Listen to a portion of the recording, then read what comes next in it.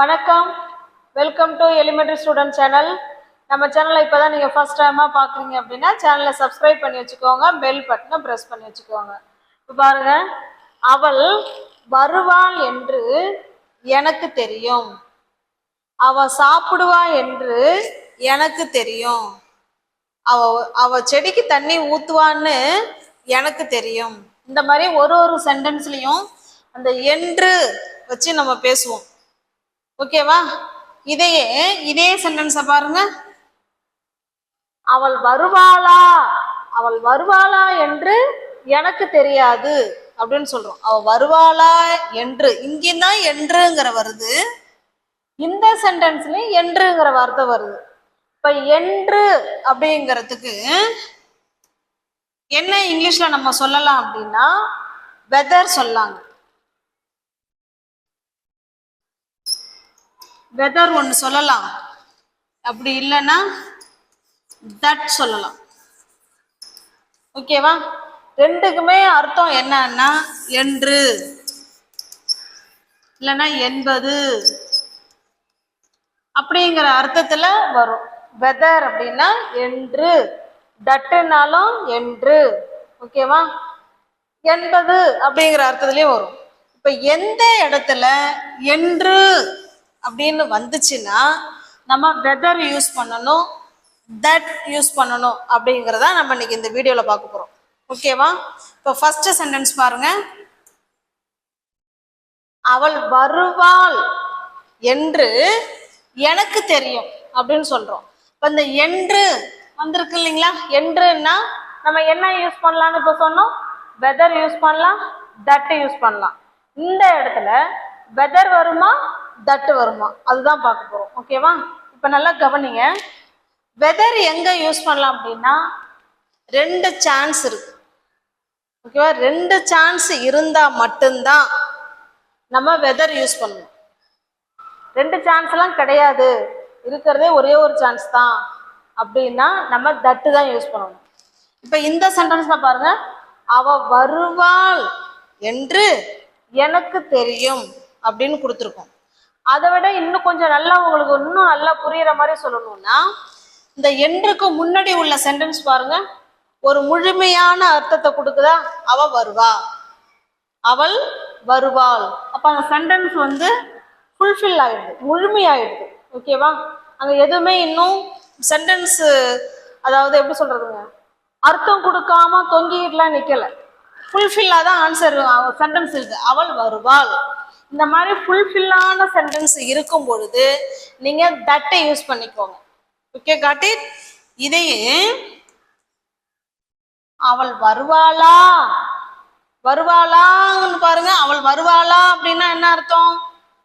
வருவாளா மாட்டாளா அப்படிங்கிற மாதிரி தானே நம்ம இன்னும் அங்க சொல்ல போறோம். நல்லா கவனிங்க. அவள் வருவாளா அப்படின்னா அங்க சென்டென்ஸ் முழுமை அடையவில்லை.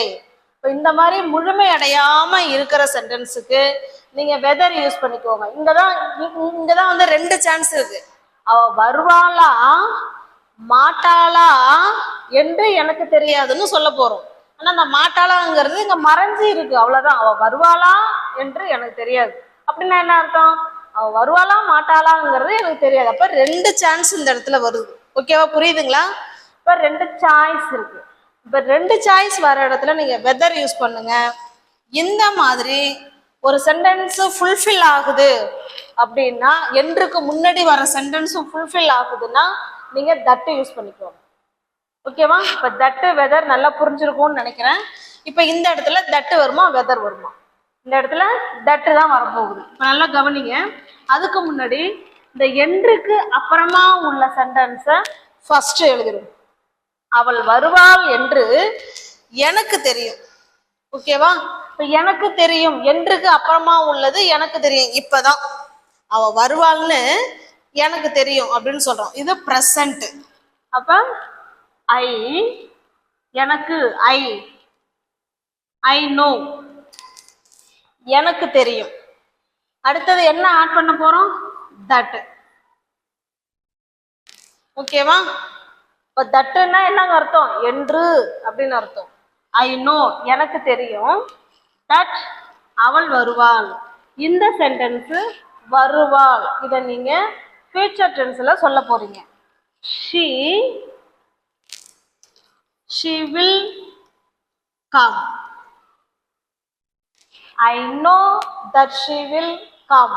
அவ வருவான்னு நம்ம தமிழ்ல அப்படிதான் சொல்லுவோம். அவ வருவான்னு எனக்கு தெரியும், அவ என்கிட்ட கேட்பான்னு எனக்கு தெரியும், அவ என்கிட்ட பேசுவான்னு எனக்கு தெரியும், அவ எனக்கு இதை கொடுப்பான்னு எனக்கு தெரியும். இந்த மாதிரி எல்லாம் சொல்லுவோம் இல்லைங்களா, அதுக்கு தான் தட் யூஸ் பண்றோம். Okay, got it. I know that she will come. அவ வருவான்னு எனக்கு தெரியும். இது தூய தமிழ்ல சொல்றோம்னா அவ வருவாள் என்று எனக்கு தெரியும் அப்படின்னு சொல்றோம். ஓகேவா? இப்ப இந்த சென்டென்ஸை பார்த்தலாம். இது பாருங்க, அவள் வருவாளா சென்டென்ஸ் முடிஞ்சிருக்கா? என்றுக்கு முன்னாடி உள்ள சென்டென்ஸ் முடிஞ்சிருக்கா? முடியல. அப்போ முடிவடையாத இருக்கும்போது நீங்க வெதர் யூஸ் பண்றதுதான் நல்லது. ஓகேவா? எனக்கு தெரியாதுங்கிறத நீங்க ஃபர்ஸ்ட் யூஸ் பண்ணுங்க. என்றுக்கு அப்புறமா உள்ளதை ஃபர்ஸ்ட் யூஸ் பண்ணிக்கோங்க. எனக்கு தெரியாது எப்படி சொல்லலாம்? ஐ don't no. I don't no, எனக்கு தெரியாது. வெதர்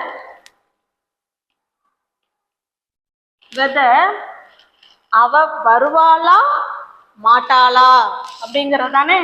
அப்ப she will come or not. ஓகேவா? I don't know whether she will come or not. Okay, got it? உங்களுக்கு புரிஞ்சிருக்கும்னு நினைக்கிறேன். தட் எங்க யூஸ் பண்றது, வெதர் எந்த சிச்சுவேஷன்ல யூஸ் பண்றதுங்கிறது உங்களுக்கு புரிஞ்சிருக்கும்னு நினைக்கிறேன். நெக்ஸ்ட் போலாமா? இப்ப நெக்ஸ்ட் பாருங்க, அவன் கேட்பான் என்று எனக்கு தெரியும். இப்ப இந்த இடத்துல வெதர் யூஸ் பண்ண போறோமா தட் யூஸ் பண்ண போறோமா? எப்படி கண்டுபிடிக்கணும்னா, இந்த என்றுக்கு முன்னாடி உள்ள சென்டென்ஸ் பாருங்க முழுமை அடைஞ்சிருக்கான்னு பார்க்கணும். அவன் கேட்பான் ஃபுல்ஃபில்லா தானே இருக்கு, முழு அர்த்தத்தை தானே கொடுக்குது. இப்போ முழு அர்த்தத்தை கொடுத்தா நம்ம தட்டு தான் யூஸ் பண்ணணும். ஓகேவா? இதையே அவன் கேட்பானா அப்படின்னு ஒரு கொஸ்டின் இருக்கிறோம் பார்த்தீங்களா, அதுக்கு தான் வெதர் யூஸ் பண்ணணும். ஓகே, காட்டி. இப்போ பாருங்க, அவன் கேட்பான் என்று எனக்கு தெரியும். தமிழ்ல இப்படிதான் சொல்லுவோம், ஆனா இங்கிலீஷ்ல எழுதும் போது இதை தான் ஃபர்ஸ்ட் கொண்டு வரோம். என்றுக்கு அப்புறமா உள்ளதை ஃபர்ஸ்ட் கொண்டு வாங்க. எனக்கு தெரியும் அப்படின்னா என்ன சொல்லுவோம்? I know. இது பிரசன்ட். ஐ நோ, எனக்கு தெரியும். என்ன தெரியும்?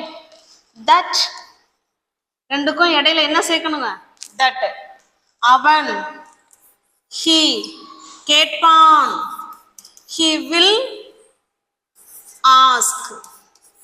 he will ask me. அவன் என்கிட்ட கேட்பான் என்று எனக்கு தெரியும் அப்படின்னு சொல்றோம். Okay, got it? I know that he will ask me. அவன் என்கிட்ட கேட்பான் என்று எனக்கு தெரியும் அப்படின்னு சொல்றோம். இதையே வெதர் வச்சு எழுதலாமா? பாருங்க,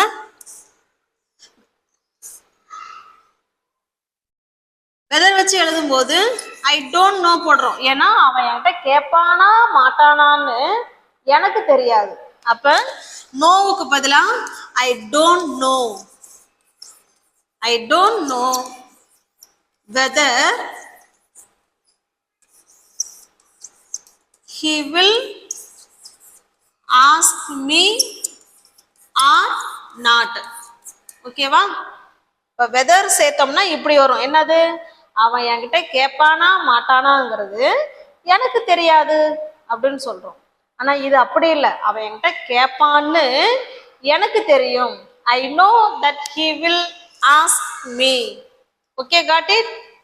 நெக்ஸ்ட் சென்டென்ஸ் பாருங்க, அவர்கள் வெற்றி பெறுவார்கள் என்று நான் நினைக்கிறேன்.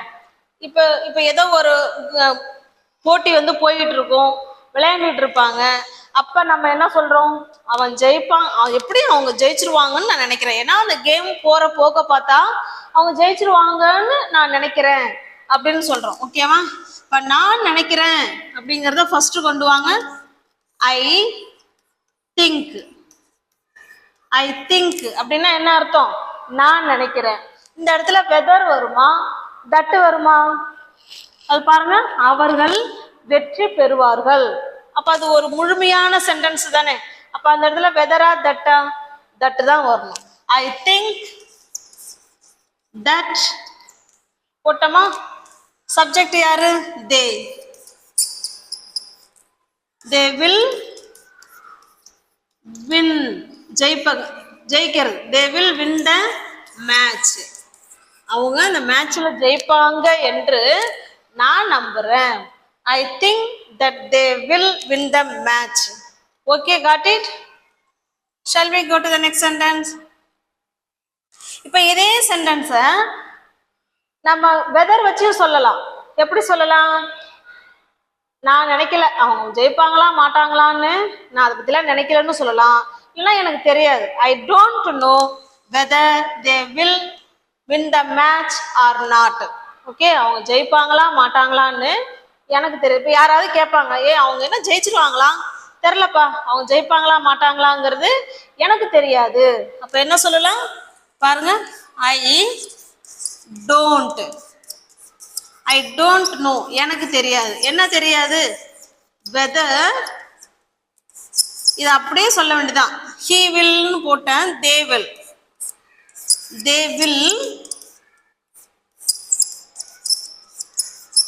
Win the match or not. அவங்க ஜெயிப்பாங்களா மாட்டாங்களாங்கிறது எனக்கு தெரியாது அப்படின்னு சொல்றோம். Okay, got it? இப்போ நெக்ஸ்ட் பாருங்க, அவ செடிக்கு தண்ணீர் ஊற்றுகிறாள் என்று நான் நினைக்கிறேன். இப்போ நம்ம ஃப்ரெண்டு வீட்டுக்கு ஒரு 2 பேரும் போவோம். அங்கே இருக்கிற தோட்டங்கள்ல இருக்கிற செடியெல்லாம் அவ்வளோ சூப்பராக செழிப்பாக அழகாக இருக்குன்னு வச்சுங்களேன். நம்ம என்ன சொல்லுவோம்? அவ செடிக்கு தினமும் தண்ணி ஊத்துறான்னு நினைக்கிறேன், அவ செடிக்கு தினமும் தண்ணி ஊத்திட்டு இருக்கான்னு நான் நினைக்கிறேன், அப்படிதானே சொல்லுவோம். அப்ப தினமும் அது வழக்கமா நடைபெறக்கூடிய செயல். தினமும் ஊத்துனா தானே ஒரு செடி செழிப்பா சந்தோஷமா இருக்கும். ஒரு நாள் ஊத்துனா சந்தோஷம் வருமா? வராது. அப்ப இத எந்த டென்ஸ்ல சொல்ல போறோம்? இங்க பாருங்க, என்றுக்கு அப்புறமா உள்ளது பிரசன்ட் டென்ஸ். அது எப்போதும் அதுதான். நான் நினைக்கிறேன் அப்படின்னு சொல்றோம். இப்ப பாருங்க, ஐ திங்க், நான் நினைக்கிறேன் அப்படின்னு சொல்லிட்டோம். இப்ப இந்த இடத்துல வெதர் வருமா தட்டு வருமா அப்படின்னு முடிவு பண்ணும். அவ செடிக்கு தண்ணீர் ஊற்றுகிறாள், அது முழுமையா தானே இருக்கு. அப்ப தட்டு தான் யூஸ் பண்றோம். ஐ திங்க் தட் எழுதிட்டோமா. அவ செடிக்கு தண்ணீர் ஊத்துகிறாள் அப்படின்னா என்ன அர்த்தம்? டெய்லி தானே ஊத்துறா, டெய்லி ஊத்துனாதான் அந்த செடி ஹாப்பியா சந்தோஷமா இருக்கும். அப்ப அது அவளுடைய ரொட்டீன் ஒர்க். அப்ப இதையும் பிரசன்ட் டென்ஸ்ல சொல்றோம். தட்டுக்கு முன்னாடி இருக்கிற சென்டென்ஸும் பிரசன்ட் டென்ஸ் தான், தட்டுக்கு அப்புறமா வர்றதும் பிரசன்ட் டென்ஸ்ல தான் சொல்ல போறோம். யாரு சப்ஜெக்ட்? ஷீ. வேர்ப் என்னது? தண்ணி ஊத்துறது இருக்குங்களா, வாட்டர்ஸ். She waters. வாட்டருங்கிறது இந்த இடத்துல நவுன் கிடையாது, வேர்பா செயல்பட்டுருது. ஓகேவா? She waters the plants. அவன் செடிக்கு தண்ணீர் ஊத்துகிறாள் என்று நான் நினைக்கிறேன். Okay, I think that she waters the plants. Okay, got it?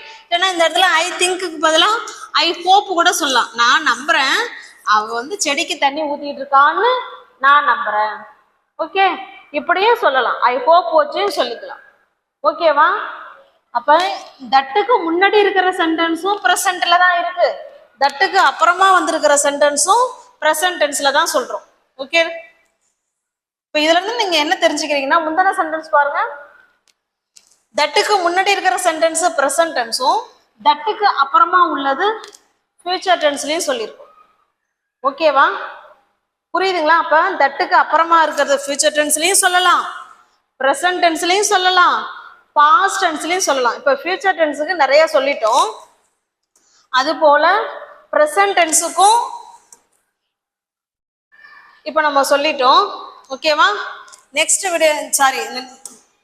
Next sentence பாருங்க, அவர் தவறு செய்ததாக அவர் நினைக்கிறாரு, அவர் தப்பு செஞ்சிட்டதா அவர் நினைக்கிறாரு அப்படின்னு சொல்ல போறோம். ஓகேவா? he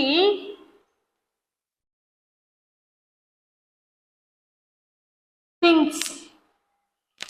think அப்படின்னா verb. இங்க he she it வந்தா think கூட s ஆட் பண்ணும் இல்லைங்களா? அவர் நினைக்கிறார். he thinks. என்ன நினைக்கிறாரு? அவர் தப்பு பண்ணிட்டதா நினைக்கிறாரு. அப்ப தப்பு பண்ணிட்டுதுங்கிறது முடிஞ்சு போனது தானே. அப்ப தட் ஹீ தவறு, ஹீ மேடு செஞ்சிட்டாருன்னு சொல்றோம் இல்லைங்களா, மேட் அ மிஸ்டேக். அவர் வந்து தப்பு செஞ்சிட்டதா அவர் நினைக்கிறாரு அப்படின்னு சொல்றோம். இப்ப பாருங்க, இது சிம்பிள் பிரசன்ட் டென்ஸ்ல இருக்கு. தட்டுக்கு அப்புறமா வந்திருக்குது பாருங்க, மேடு verb to பாஸ்ட் டென்ஸ்ல இருக்கு. ஓகேவா, புரியுதுங்களா? மேக், மேட், மேடு. அப்ப மேக்னா பண்றது, என்ன பண்ணிட்டாரு, தப்பு பண்ணிட்டதா பாஸ்ட்ல, அப்ப மேடு சொல்லியிருக்கோம். Okay, got it. இப்போ இதுல இருந்து நீங்க என்ன தெரிஞ்சுக்கிறீங்க அப்படின்னா, இன்னொரு சென்டென்ஸ் பார்த்தலாம். நீ வந்து பயணத்துல இப்போ ஏதோ ஒரு ட்ரிப்புக்கு போயிருப்போம், அவங்க நல்லா ஜாலியா என்ஜாய் பண்ணியிருப்பாங்க. நல்லா ஜாலியா என்ஜாய் பண்ணியிருக்க என்று நான் நினைக்கிறேன் அப்படின்னு சொல்றோம். ஓகேவா, இதை எப்படி சொல்லலாம்? என்று நினைக்கிறேன், I think. I think that you enjoyed the trip. ஓகேவா, நீ அந்த ட்ரிப்ல நல்லா என்ஜாய் பண்ணிருக்க என்று நான் நினைக்கிறேன் அப்படின்னு சொல்றோம். ஓகேவா, இல்லைன்னா ஐ ஆம் ஹாப்பி கூட சொல்லலாம். ஐ ஆம் ஹாப்பி, எனக்கு மகிழ்ச்சியா இருக்கு. எதுக்கு? நீ அந்த பயணத்துல சந்தோஷமா இருந்ததை நினைச்சு பார்க்கும்போது எனக்கு மகிழ்ச்சியா இருக்கு. அப்ப ஐ ஆம் ஹாப்பி கூட இந்த இடத்துல சொல்லலாம். ஐ ஆம் ஹாப்பி, எனக்கு சந்தோஷமா இருக்கு. எதுக்கு? That you enjoyed the trip.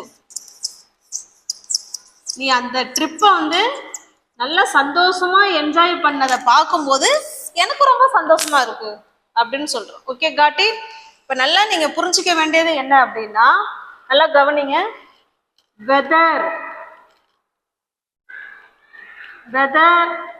R that ரெண்டுமே என்று அப்படிங்கிற அர்த்தம் தான் வரும்.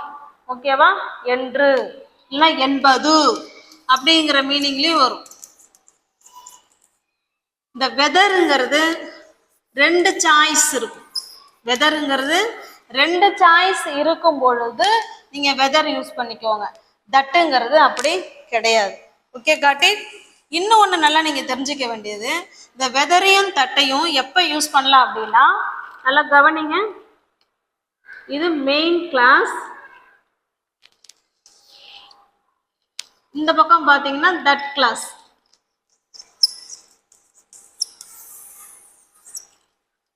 மெயின் கிளாஸ் பிரசன்ட், அதாவது பிரசன்ட்னா என்ன? Present tense.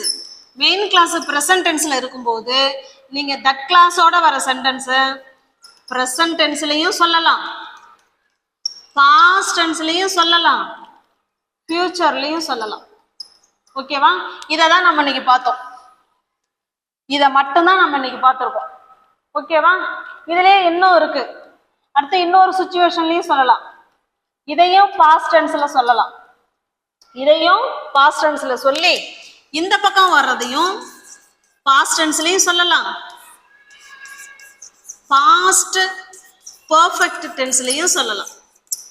ஓகேவா, இது நம்ம அடுத்த வீடியோல பார்ப்போம். இன்னொரு சுச்சுவேஷன்லயும் பேசலாம். இத ஃபியூச்சர் டென்ஸ்ல சொல்லலாம். அப்ப இங்க என்ன சொல்லலாம் அப்படின்னா, பிரசன்ட்லயும் சொல்லலாம், அதே ஃபியூச்சர்லயும் சொல்லலாம். ஓகேவா, இதுதான் ஸ்ட்ரக்சர். இப்ப நம்ம பார்த்தது இன்னைக்கு மெயின் கிளாஸ்னா என்ன அப்படிங்கிறத இப்ப நான் சொல்லிடுறேன் பாருங்க.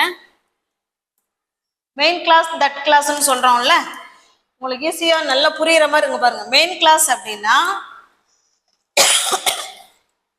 இந்த என்று இருக்கு இல்லைங்களா, இந்த என்றுக்கும் முன்னாடி இருக்கு பாருங்க, இதுதான் தட் கிளாஸ். என்றுக்கு முன்னாடி வர்றது தட் கிளாஸ். என்றுக்கு அப்புறமா வருது பாருங்க, அதுதான் மெயின் கிளாஸ். அதுதான் மெயின் கிளாஸ். ஓகே, புரியுதுங்களா? அப்ப இந்த மெயின் கிளாஸ் வந்து நம்ம ப்ரெசன்ட் டென்ஸ்ல சொன்னோம் இல்லைங்களா. அப்ப நல்லா கவனிங்களேன். இந்த ஒரு சென்டென்ஸ் சொல்லிடுறேன். மெயின் கிளாஸோட வர சென்டென்ஸ்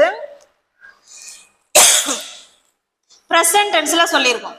இப்போ இது ப்ரெசன்ட் டென்ஸுங்கும் போது இதுவும் ப்ரெசன்ட் டென்ஸ்ல இருக்கலாம் அப்படின்னு சொன்னோம் இல்லைங்களா? இது ப்ரெசன்ட்ல இருக்கும்போது இதுவும் ப்ரெசன்ட் டென்ஸ்ல இருக்கலாம். இது ப்ரெசன்ட் டென்ஸ்ல இருக்கும்போது இந்த பக்கம் வர்றது ஃபியூச்சர் டென்ஸ்லயும் சொல்லலாம். இது ப்ரெசண்டா இருக்கும்போது இந்த பக்கம் வர்றது பாஸ்ட் டென்ஸ்லயும் சொல்லலாம். Okay, got it? இப்போ இந்த மூணுமே நம்ம இந்த வீடியோவில் பார்த்துட்டோம்.